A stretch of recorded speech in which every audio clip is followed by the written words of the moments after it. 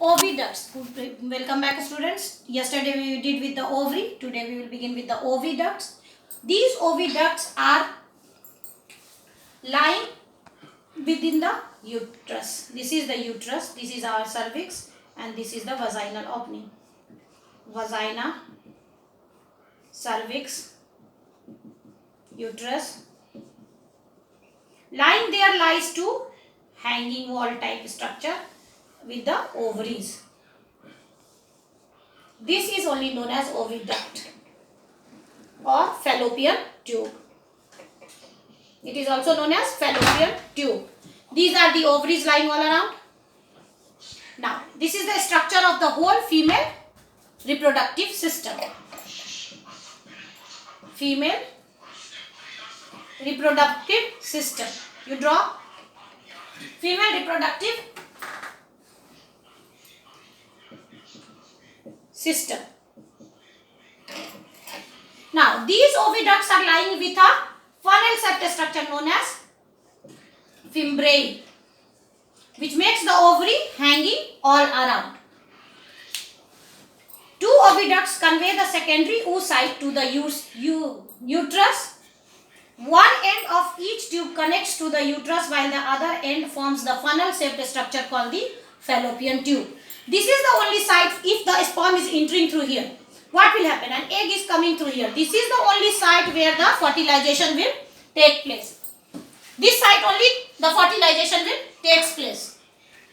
If not, and this fertilization, it needs the time of when? Before ovulation. That is before 14th or 15th day. 14th या 15th day के पहले उसको ovulate करना है, नहीं तो क्या होगा? Sperm will be out through the vaginal opening and the egg will lie with the menstrual cycle. Now, next is the uterus. It is a hollow pear-shaped pear-shaped, having the shape like a fruit, muscular organ where the fertilized ovum grows and develops. It is partially covered by peritoneum. It is having a lining, shedding, known as the peritoneum, made up of epithelial cells, and the cavity is lined by endometrium cells. We all have done with the endometrium in our structure of ovary. The uterus consists of three areas: the body, that is the expanded form; the thalamus, that is the central part; and the last is the cervix. So, three parts the uterus consists of. Shall I rub it, children? I am writing here. It is divided into three. Last is cervix. First is expanded upper portion. Expanded upper portion. And second is the constricted central portion.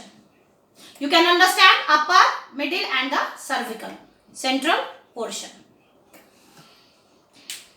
Get it drawn? The wall of the uterus contains three distinct layers. The outer thin layer covering having the peritoneum, which is actually the continuation of peritoneal membrane. It will develop and grow the membrane of the layer known as peritoneum. The middle thick layer is myometrium, having the fine, smooth muscles. And the inner lining called the endometrium contains abundant blood vessels and glands to nourish and protect the embryo. If fertilization occurs, the embryo burrows into the layer through the process called implantation.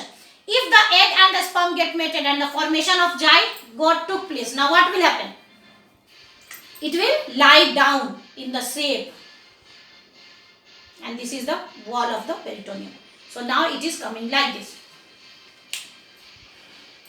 Shed and are replaced on a monthly basis during the menstrual cycle. If not, it will shed it out in the form of blood clots.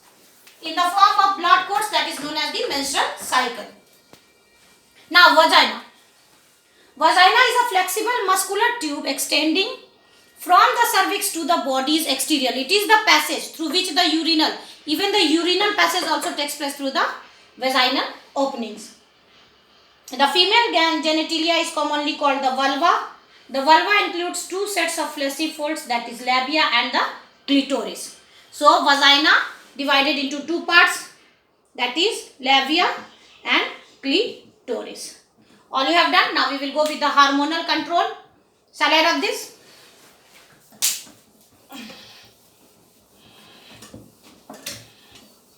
Now hormonal control in the female reproductive system. Mature female produces two sex hormones as it is, that is estrogen and progesterone,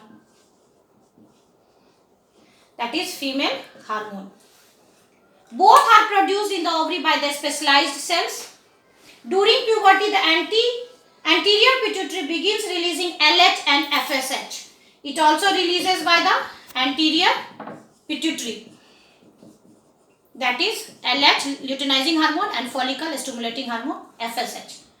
Stimulate the ovaries to produce estrogen and progesterone. So these two acts upon these two hormones. Progesterone is a steroid hormone produced by corpus luteum and placenta. Progesterone is also responsible for the changes of uterine endometrium and in the maternal placenta development, having the mammary glands development too. So we did with the hormonal regulation also. You will go with the division part. We will meet next tomorrow. Thank you.